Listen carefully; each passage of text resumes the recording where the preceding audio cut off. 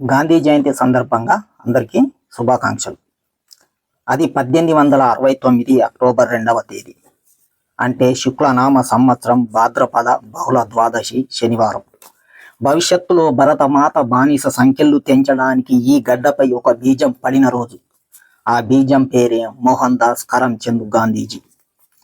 గుజరాత్లోని పోరుబందర్లో పుట్టి సత్యం, అహింస అనే ఆయుధాలు చేతబట్టి స్వరాజ్య సమరానికి పోరుబాట పట్టి రవి అస్తమించని సామ్రాజ్యాన్ని పడమర దిక్కు పాతరేసి పారిపోవడమే ఏకైక దిక్కు అని ఆంగ్లేయులకు అర్థమయ్యేలా చేసి స్వరాజ్యం అనే ఆకాంక్షను తూర్పు దిక్కున ఉదయింపజేసి 4 దిక్కులు బిక్కటిల్లేలా సమర శంఖం పూరించి స్వాతంత్రాన్ని సాధించి పెట్టిన ఓ మహాత్మా.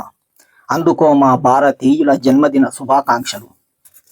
దండి యాత్రతో ఆంగ్లేయులను దౌడు తీయించావు, విదేశీ వస్త్ర బహిష్కరణతో ఇంగ్లీషోని ఇరుకున పెట్టావు.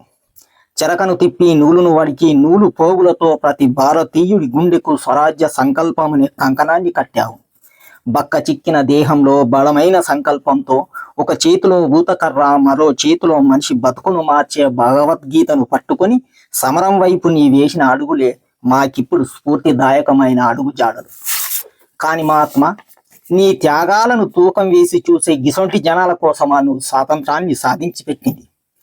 గార్సే తుపాకి నుండి వచ్చిన గుండు నీ గుండెను చీల్చుతుంటే అమ్మా అని అరవాల్సింది పోయి హే రామ్ అని అరిచావు చూడు. అప్పుడు అనిపించిందయ్యా ఓ మహాత్మా, నిన్ను మించిన రామభక్తుడు ఈ నా దేశంలో ఇంకెవ్వడూ లేడని. దేహమున్నోడికి నువ్వు దేశద్రోహిలా కనబడతావేమో, మనసున్నోడికి మాత్రం మహాత్ముడిలా కనబడతావు.